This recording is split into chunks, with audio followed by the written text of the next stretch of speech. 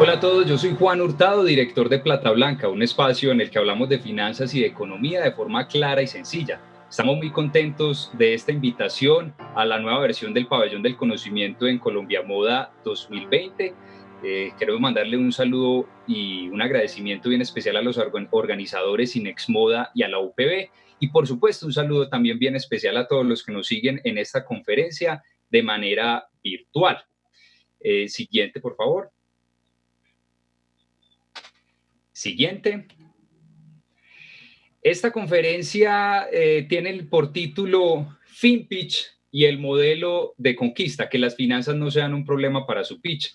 Y como podrán darse cuenta, este título tiene tres elementos. FinPitch, que es una palabra que me inventé solamente para llamar la atención de ustedes, pero también para mostrar los elementos financieros que se deben de tener en todo pitch. El modelo de conquista es la relación entre la app de citas online Tinder y el hecho de pararse enfrente de inversionistas para levantar capital para un emprendimiento. Y el tercer elemento, que las finanzas no sean un problema para su pitch, es que para nadie es un secreto que el talón de Aquiles de muchos emprendedores son las finanzas. Basta con ver cualquier programa de televisión de emprendimiento y se dará uno cuenta de la sobrevaloración o la distorsión que hay en la valoración de estas startups porque no se tienen en cuenta estos temas financieros. Durante esta conferencia vamos a responder a las siguientes preguntas: ¿qué debe tener un pitch exitoso? ¿Cómo se valoriza o cómo sé yo cuánto vale mi emprendimiento? ¿Cómo es posible que una empresa salga a bolsa aún así teniendo pérdidas? ¿Y cuánto capital debo de pedir ante un inversionista? Siguiente, por favor. Entonces vamos a comenzar con esta primera parte, el modelo de conquista. Siguiente. Entonces, como les decía, el modelo de conquista es la relación entre la app de citas online Tinder y el hecho de levantar capital, en el que básicamente es los inversionistas que reciben cientos de pitch semanalmente, tienen que realmente llamarle la atención un emprendimiento. Para poderle llamar la atención, pues uno debe mostrar unas cifras, unos datos relevantes que llame la atención, así como es el mecanismo de la app de Tinder, que se va pasando y algo me llama la atención.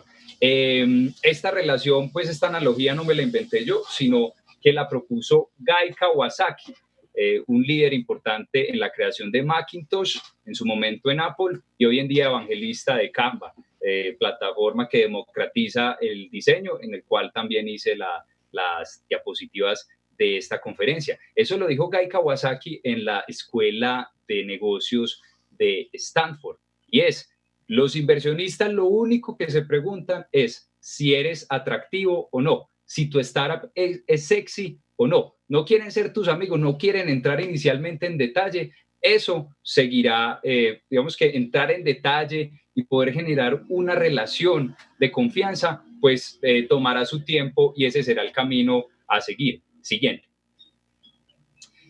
Ese será el camino a seguir para que se pueda llegar a un match en el que el inversionista le dé like, pero también el emprendedor de la startup también le dé like al inversionista, porque debe escoger, o el deber ser es escoger un smart money, es decir, un inversionista que no solamente aporte dinero, sino que también aporte su conocimiento, red de contactos, en fin. Entonces, este modelo de conquista empieza con la analogía de Tinder.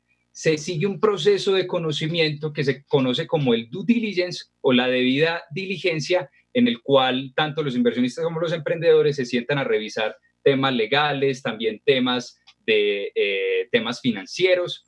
Y al final, este modelo de conquista termina con un sí definitivo, con un sí acepto, con un matrimonio entre los socios y los emprendedores. Porque si tomamos que el matrimonio es una sociedad, pues cuando se crea una empresa, un emprendimiento con inversionistas, pues también es una sociedad.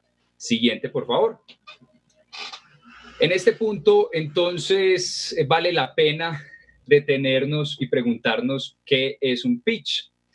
Yo me quedo con esta definición que me gusta bastante de Vitaly Golom, que es un emprendedor serial y el que fue el líder Corporate Ventures de Hewlett Packard. Él dice, y lo resume de la siguiente manera, y es que es simplemente un discurso acerca de mi emprendimiento que finaliza con un call to action, finaliza con un llamado a la acción. ¿Cuál es el objetivo? O agendar una cita posterior con el inversionista después de dar el pitch, o levantar capital, o incluso un pitch de ventas, que básicamente cuando uno busca inversión, pues lo que está haciendo es vender un porcentaje de la compañía. O también podemos quedarnos con una definición de, trayéndolo del inglés al español, pitch significa tono. ¿Qué tal si nos quedamos con el tono adecuado para vender mi empresa o emprendimiento? Siguiente, por favor. El pitch no es algo nuevo, aunque constantemente o que últimamente lo hemos escuchado bastante. Precisamente hoy me leí un artículo que se llamaba El arte del pitch, de Harvard Business Review, y mencionaba de que el tema del pitch no es algo nuevo, que todas las películas que hemos visto en algún momento de Hollywood tuvieron que pasar por un proceso de convencimiento entre los guionistas de la película con la casa o la empresa productora para poder convencerlos de que se llevara a cabo esa película. Pero sin duda creo yo que, como ustedes lo ven acá en la diapositiva, este video muy seguramente lo vimos mucho en redes sociales desde hace ya varios años. Es un video creado por EduCaixa, la fundación del Banco Español Caixa, en el que un grupo de jóvenes entraban a un ascensor y se encontraban a un alto ejecutivo, una persona con dinero que muy posiblemente podría fondear el proyecto o el emprendimiento de estos jóvenes que se subían al ascensor. Y detrás estaba la coach, lo que se conoce también como el little man o el little woman, aquella persona que está detrás de uno, imaginaria, diciéndole, vas por el camino correcto, no es así. Entonces, de ahí es que sale el famoso elevator pitch. Siguiente. Hay varios tipos de pitch, y es de acuerdo a la duración. El primero de ellos es el micro pitch, es el famoso pitch elevator, que se demora 90 segundos, y el objetivo es cuadrar una cita, como bien ustedes lo pueden buscar en el video que acabamos de ver. Acá les propongo algo, un ejercicio práctico, y es el celular de Mark Cuban. No sé si de pronto conocen a este señor, es un tiburón de Shark Tank de Estados Unidos, es millonario, es una persona muy adinerada que invierte en emprendimientos y que es dueño del equipo de la NBA de los Mavericks.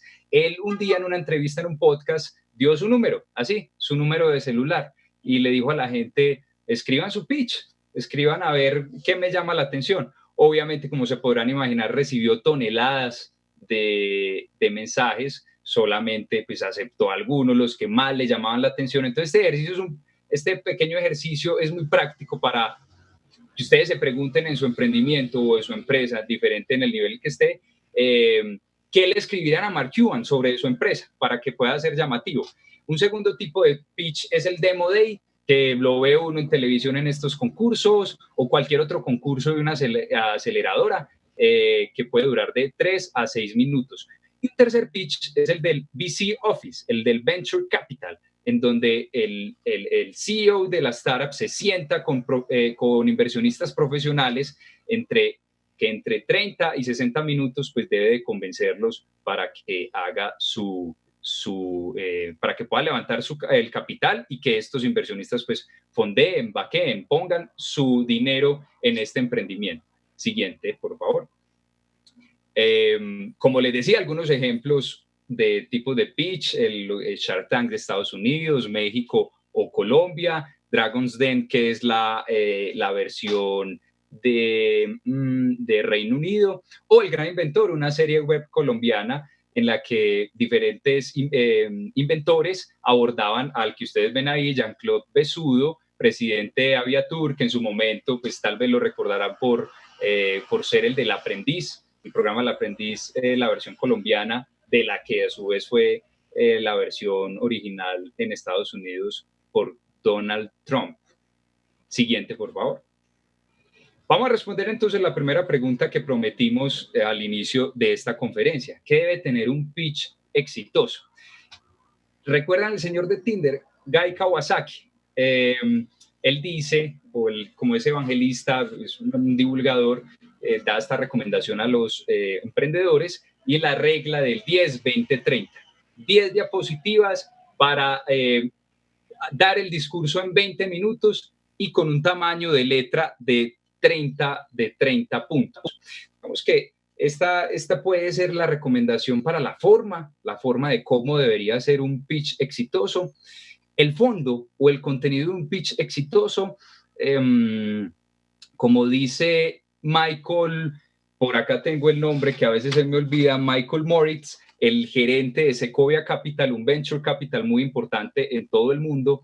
Él recuerda cuando llegaron Larry Page y Sergey Brin, los fundadores de Google, llegaron a Sequoia Capital, el primer fondo inversionista que puso su dinero en Google, y estos dos señores o estos dos jóvenes en su momento, Larry Page y Sergey Brin, dijeron, nosotros en Google organizamos la información del mundo, la volvemos útil y la hacemos accesible para cualquier persona.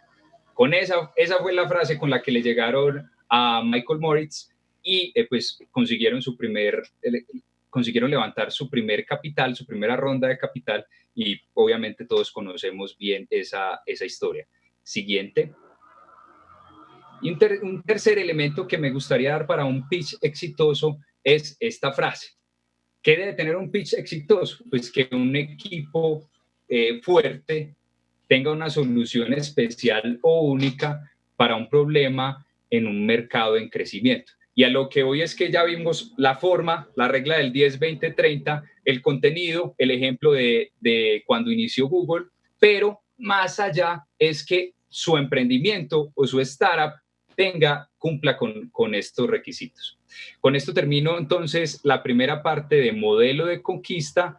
Siguiente, por favor, y pasaré entonces a la parte financiera que se debe tener en cuenta en todo pitch, el FinPitch. La segunda y la tercera parte habla de temas financieros.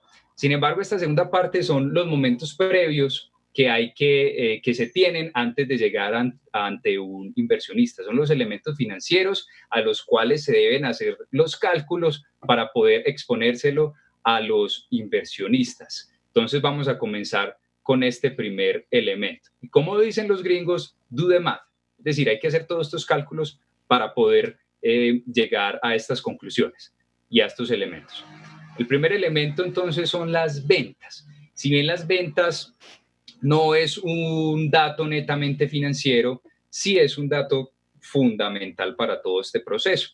¿Por qué? Porque es como la sangre que necesita el corazón para poder bombear, el oxígeno que se necesita para respirar, para que una empresa pues pueda seguir adelante. Y esto nos va a responder a las preguntas de cómo le está yendo la empresa, o según lo que planteamos en esta última parte del modelo de conquista, pues si realmente lo que estoy ofreciendo, lo que estoy vendiendo, si es lo que están necesitando los clientes. Entonces las ventas son muy importantes. Cuando uno empiece en un proceso de levantar capital, pues obviamente la pregunta va a ser cuánto vale el precio de venta, cuánto vale ese producto, cuál es el precio de venta al público. Y acá es muy importante porque seguramente de los que nos estén viendo, algunos apenas vayan a empezar o inclusive en su emprendimiento aún no obtengan ventas. Entonces, acá es importante saber en qué stage del emprendimiento de la startup está. Si está en un principio en ideación, la empresa está solamente en ideas, o si ya se tiene un prototipo, y si se tiene un prototipo, si ya se tiene clientes o solamente usuarios activos, o si ya se tiene ventas, si se tiene prototipo sin ventas o con ventas. Y si se tiene ventas, es importante saber si ya es rentable o no, y si en algún momento o si ya está en ese momento de llegar al punto de equilibrio, momento en el cual los ingresos son igual a los egresos, entonces no hay utilidad cero o pérdida cero. Y también si en algún momento se llega al payback, que es en donde el inversionista recupera su inversión. Siguiente. Un segundo elemento bien importante en este FinPitch son los costos y los márgenes. Tanto el PIG, el estado de pérdidas y ganancias, como el flujo de caja, básicamente siguen la siguiente lógica. Entran unos ingresos, que valga la redundancia, y salen unos gastos. Entonces es muy importante en este punto poder identificar todos los costos posibles, todos los costos para posteriormente poder calcular los márgenes de rentabilidad. Y dentro de esos costos, pues hay unos costos bien especiales. Por ejemplo, el costo unitario, que por ejemplo en una empresa textil o en cualquier otra empresa donde haya un proceso de transformación de materia prima o haya un valor agregado en ese proceso, se debe tener en cuenta el costo unitario, que está compuesto básicamente de 3 elementos, que es cuánto me valen los materiales, cuánto me vale la mano de obra y, ojo, el costo laboral completo. Es decir, teniendo en cuenta el tema de seguridad social, las prestaciones sociales y los parafiscales a los que pueda aplicar. Y el tercer elemento del costo unitario es los CIF, costos indirectos de fabricación. Pero cuando hablamos de startups y de empresas tecnológicas, normalmente nos topamos con un costo bien importante, que es el costo de adquisición de clientes. Tanto el costo unitario como el costo de adquisición de clientes hacen parte de algo que se llama OPEX, Operating Expenses. ¿Cuánto me cuesta operar? Que eso normalmente lo van a preguntar los inversionistas. Pero ¿qué relación tiene lo que yo estoy hablando con lo que está en la diapositiva?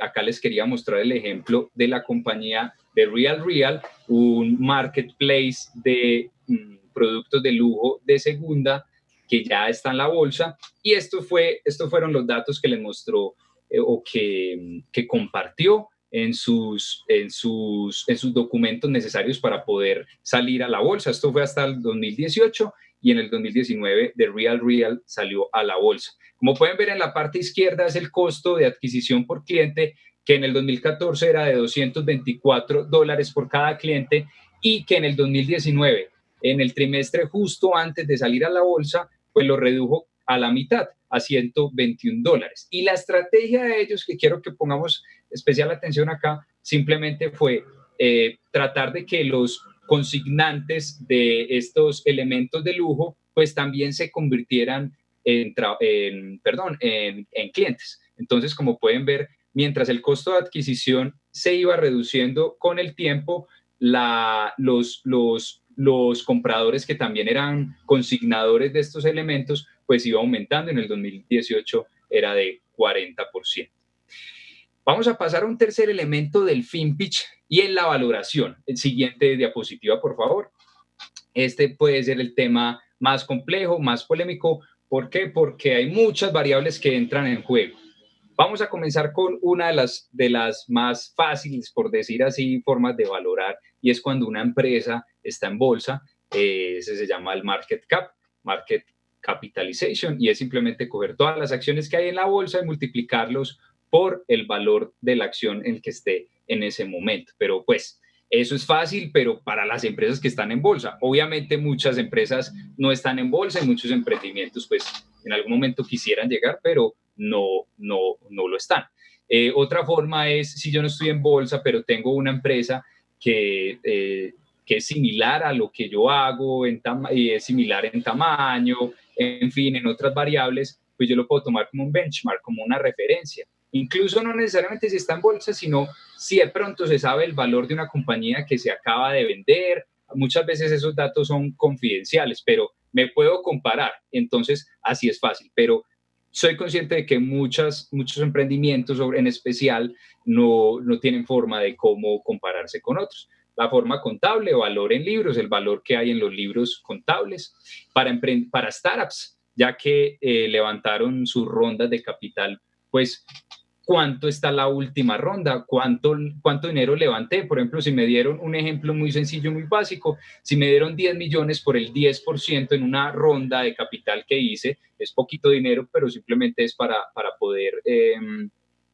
poder ejemplificar con números redondos. Si me dieron el 10%, si me dieron 10 millones por el 10%, pues eso multiplicado por 10, una regla de 3 básica para que sea el 100%, pues serán 100 millones de pesos. Entonces mi compañía valdrá 100 millones de pesos. O el flujo de caja descontado, que es el dinero que me va a generar en el futuro la empresa, traído a presente, descontado con una tasa de interés. Si no se sabe nada de esto, normalmente se va con una nota convertible. Siguiente, por favor. Entonces, cuando se tiene muy poquita información, inclusive no se tiene ventas y no se sabe, no se tiene la misma información que una empresa tradicional para poder valorar una startup, como dicen coloquialmente, la vieja confiable o la manera más práctica es la nota convertible. La nota convertible es un préstamo que hace el inversionista al emprendimiento y que luego de un tiempo evalúan para ver si le devuelven ese dinero, pero lo ideal es que le devuelvan el dinero, pero en acciones. Y no las acciones valorizadas en ese momento a lo que esté valiendo, a lo que se lo vendan a cualquier otro inversionista, sino que, pues, que el inversionista que hizo este préstamo desde un inicio, pues valga la pena y las pueda comprar mucho más baratos. Esto es la nota convertible, es un préstamo que se repaga con acciones a un precio descontado, o sea, a un precio más barato.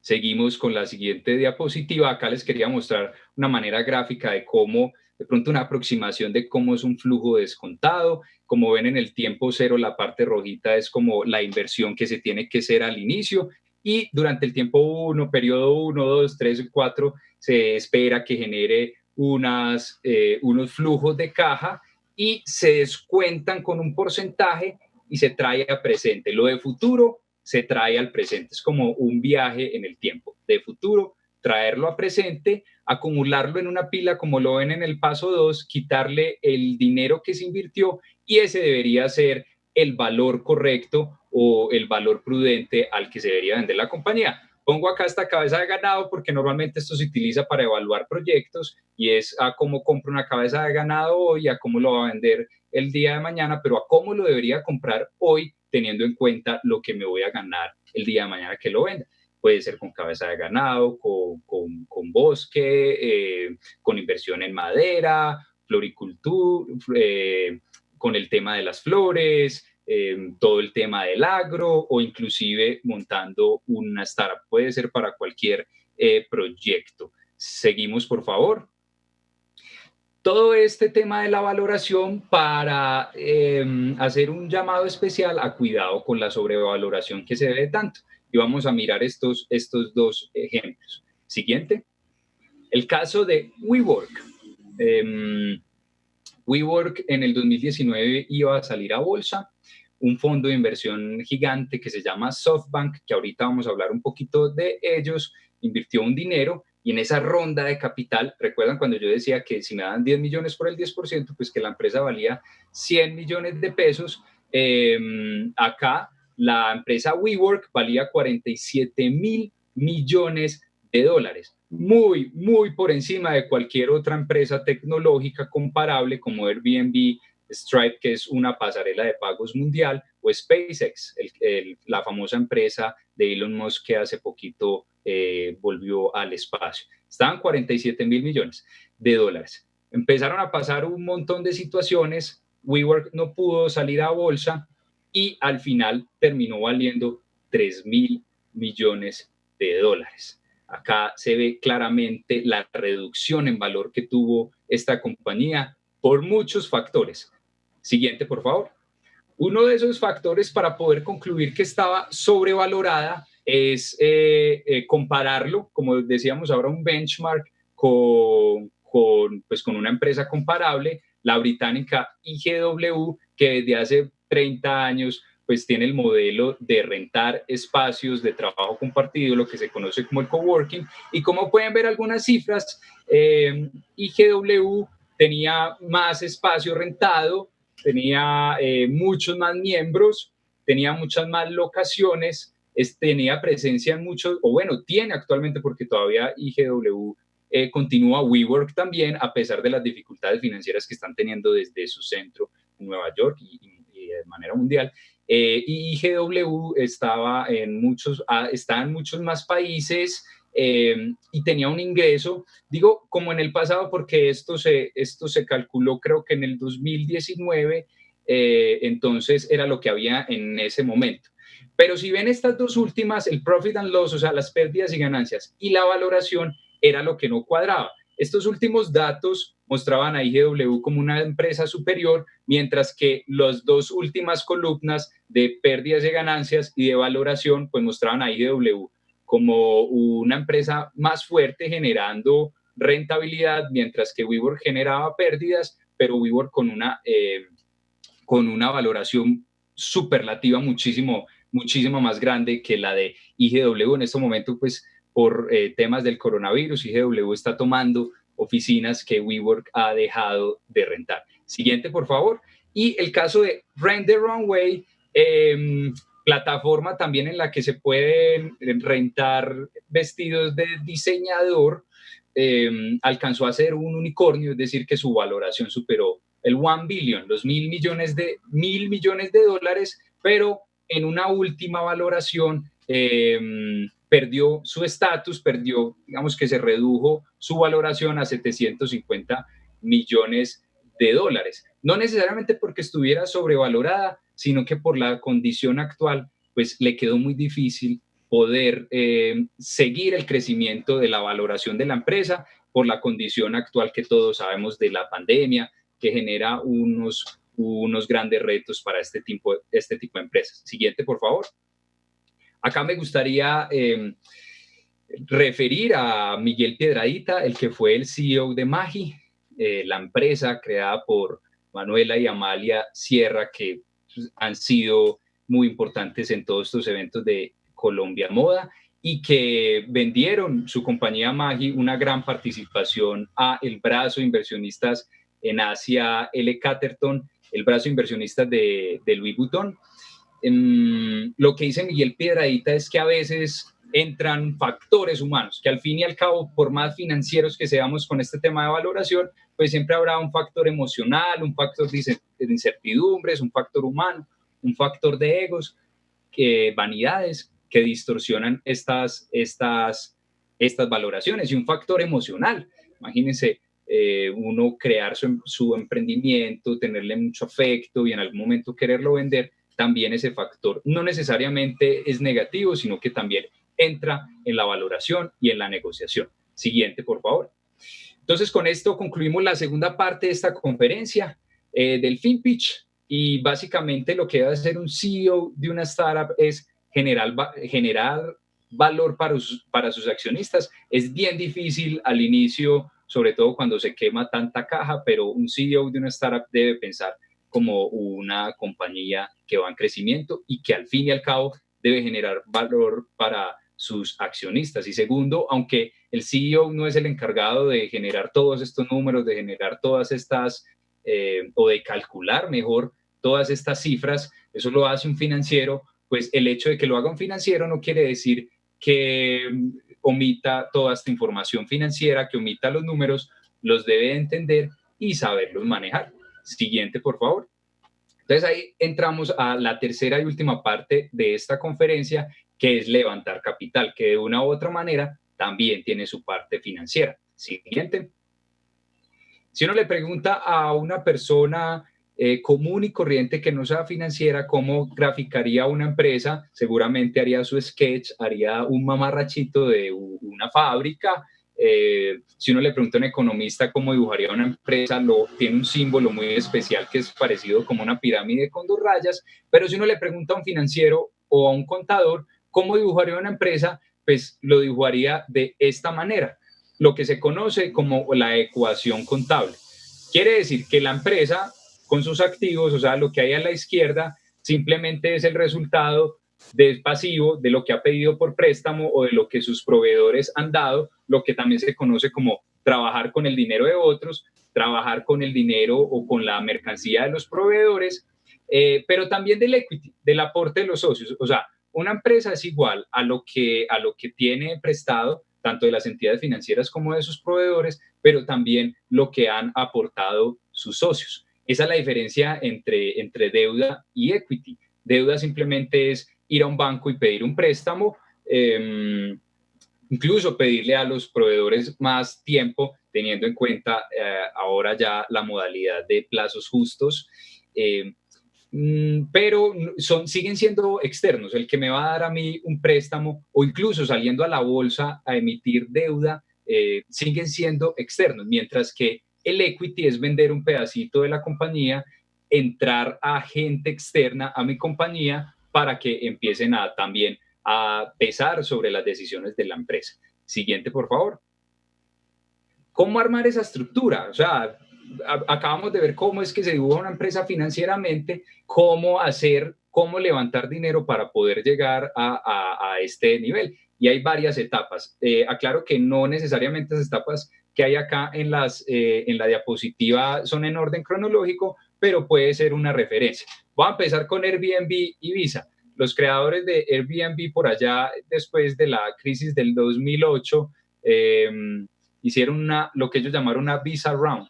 Con su tarjeta de crédito, pues financiaron los inicios de su emprendimiento. Luego, en conferencias, se conoce pues que ellos dicen eso nunca lo vayan a hacer, es impresionante, pues impresionantemente peligroso financiar un emprendimiento con tarjetas de crédito, pero en ese caso lo hicieron y eso lo cuento para decir lo que es el bootstrapping, que muchas veces uno empieza sus emprendimientos con los recursos que haya, con lo que haya en el momento. Eso se llama bootstrapping.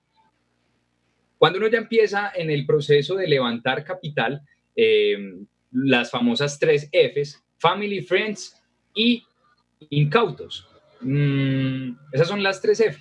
Uno normalmente cuando va a empezar su emprendimiento le pregunta a familiares, amigos y de pronto a incautos o personas que se hayan sentido atraídas por ese modelo de negocios y por uno pues como perteneciente a un equipo de emprendimiento. Luego vienen los ángeles inversionistas, que son normalmente personas naturales, inversionistas independientes, que invierten sus excedentes, invierten sus ahorros en startups o en empresas en etapa temprana. También están las aceleradoras, que se conocen como las nuevas escuelas de negocios. Ahí está en Colombia Rockstar Colombia o Seedstars, que es una aceleradora suiza, la famosa Y Combinator, 500 Startups. Esto es importante porque las aceleradoras del Silicon Valley se dice que es más difícil entrar a una aceleradora de esas que a cualquier universidad de la Ivy League. Harvard tiene una tasa de aceptación del 8-9%, mientras que Y Combinator, por ejemplo, puede tener 2 o 3%. Realmente son las nuevas universidades, las nuevas escuelas de los negocios, en el que normalmente invierten entre un 3 y un 15% en los emprendimientos, y más que lo importante del capital es la mentoría para poder acelerar todo este proceso y el networking o el relacionamiento que hacen con los alumnos o los egresados de esa, entre comillas, escuelas de negocios.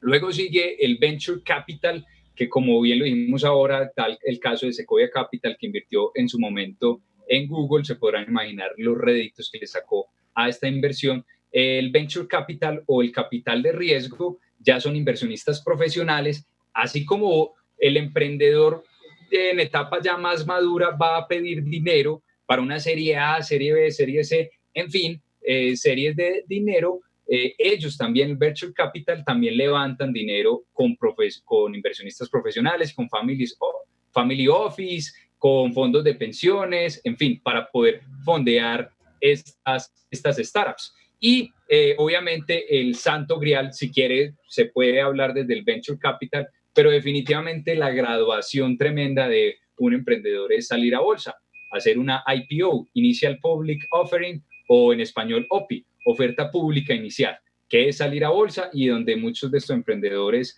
pues que son casos pues muy especiales, son casos contados, cada vez son más, pero que estos emprendedores entran al club de los billionaires, de los 1.000 millonarios. Siguiente, por favor. El caso de Spotify es un caso bien especial porque ellos salieron a bolsa no para levantar capital, sino para dejar que sus empleados, que en algún momento les habían pagado con acciones, pudieran vender libremente estas acciones. Normalmente en un emprendimiento o bueno, en cualquier sociedad, entran diferentes tipos de socios industriales que hacen aportes tanto de conocimiento como cualquier otro aporte que no sea necesariamente monetario, o socio capitalista, que es el que pone el dinero, la plata sonante y constante.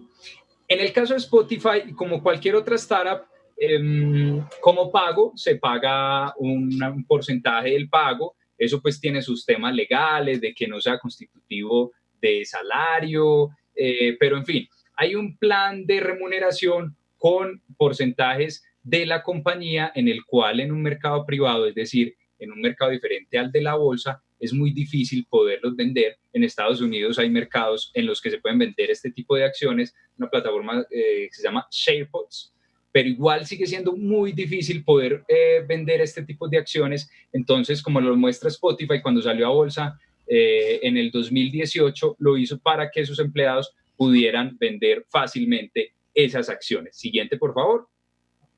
Esta fue una encuesta que hizo Rockstar Colombia, como les contaba, una aceleradora que tiene sede acá en Colombia y que hizo una encuesta muy interesante a los ángeles inversionistas colombianos. ¿Qué buscan los ángeles en un emprendimiento? Lo primero, lo que tiene una mayor puntuación es el equipo. El equipo definitivamente es la apuesta a la que hace un ángel inversionista, porque el equipo debe estar preparado, así como hice la conclusión en la primera parte del modelo de conquista, un equipo preparado que sea capaz de llevar a cabo, sacar adelante esta empresa. Lo segundo es el tamaño de mercado. Vuelve y juega. Un mercado no necesariamente que sea muy grande, sino hay un factor ahí bien especial que es el crecimiento, porque pueden haber mercados muy grandes, pero que estén estancados o que las barreras de entrada sean muy altas para poder entrar. En tercera posición de esta lista de lo que buscan los ángeles salió el producto y como cuarto la valoración. Listo. Y como pueden ver, ahí hay más otras cosas que le preguntaron a los inversionistas. El 62% de los ángeles en Colombia invierten como mínimo entre 30 y 50 millones, mientras que el 42% invierte como máximo entre 250 y 300 millones. Las terceras, también se les preguntó a estos ángeles inversionistas por qué invierte en un emprendimiento. Lo primero era apoyar a los emprendedores, lo segundo son los retornos financieros y el tercero es el impacto social. Siguiente, por favor. Algunos datos que dice Vitalik Golomb en su libro, que debe ser una lectura casi que obligatoria para todo aquel que esté creando su startup o que esté en su emprendimiento. Dice unos datos muy duros. El 90% de las startups a nivel mundial fallan. Solo el 8% retornan la inversión y nada más.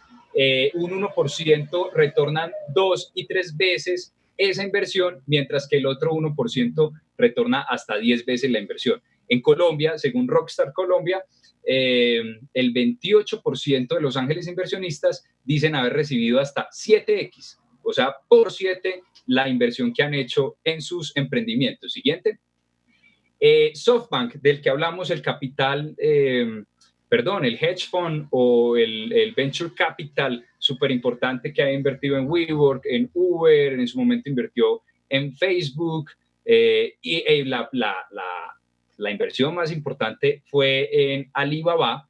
En 2000 compró su participación en Alibaba por $20 millones y al 2020 esa participación se puede calcular alrededor de $150 mil millones. Son cifras exageradas que uno no alcanza a entender, pero básicamente esa inversión fue de 7.500 veces la inversión hecha. Entonces ellos lo que le llaman es capital paciente, que tienen el suficiente músculo para poder esperar hasta 10 años y poder dar ese retorno de inversión. ¿Por qué salen empresas a la bolsa aún así teniendo pérdidas? Básicamente por el costo de adquisición por clientes, costo de adquisición de clientes. El que estas empresas, cuando salen a la bolsa, como bien vimos en The Real, tienden a disminuir ese costo de adquisición por clientes, entonces aún así quemen mucha caja. Se espera, los inversionistas esperan que ese costo de adquisición se reduzca drásticamente para que se convierta en una utilidad. Aquí hay que tener dos elementos importantes, el run rate y el runway. El run rate es cuánta caja se está quemando. ¿Recuerdan lo del OPEX? Cuánto dinero está costando poder operar, y el runway es cuánto tiempo me va a durar ese dinero. Acá en la diapositiva se ve el ciclo de vida de Real antes de salir a la bolsa y mostraban sus milestones o sus hitos. Eso es muy importante para saber cuánto dinero levantar.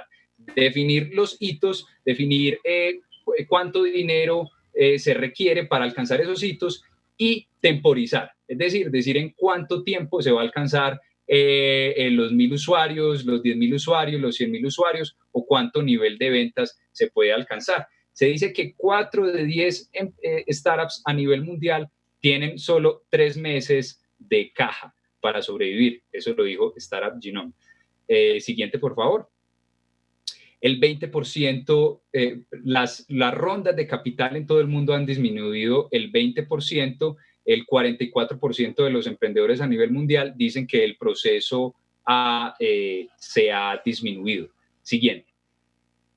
Acá Miguel McAllister hizo un tweet para mostrarlo que a pesar de la situación retadora, en Colombia hay unas startups que están levantando capital. El caso de Laika, que vende elementos y alimentos para mascotas de forma virtual, Lifted y mensajeros urbanos, y Leal. Siguiente.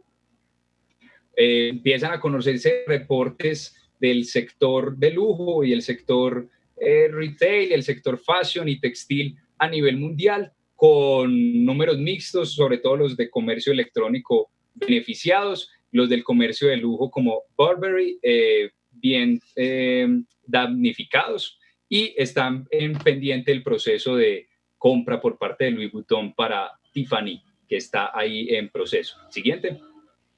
El crowdfunding puede ser una herramienta bien interesante también para que puedan levantar capital. Señor, 2 minutos, listo. Siguiente. Me voy despidiendo con estos últimos consejos. Más que tratar de armar un pitch de manera espectacular, es ser muy claros y muy transparentes. Siguiente. Para que no nos pase como el caso de Elizabeth Holmes, lo pueden buscar. Lo que se conocía era una estrella en Silicon Valley. En el 2014 su empresa llegó a valer $9.000 millones. Ella fue reconocida como la mujer más joven self-made en hacer su propia riqueza de $4.000 millones, y todo terminó en un fracaso. Hoy en día está en un proceso de investigación en el que puede tener hasta 20 años de cárcel. Los invito a que consulten su caso. Siguiente. BlackRock, el fondo de inversiones más grande de todo el mundo, dice que solo invertirá en negocios sostenibles, que la pandemia muy seguramente la superaremos, pero el problema estructural de fondo que hay detrás es el calentamiento global. Siguiente.